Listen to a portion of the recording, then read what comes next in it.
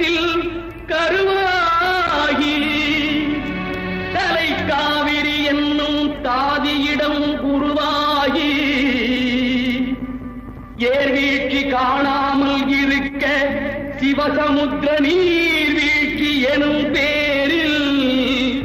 நீண்ட வரலாறு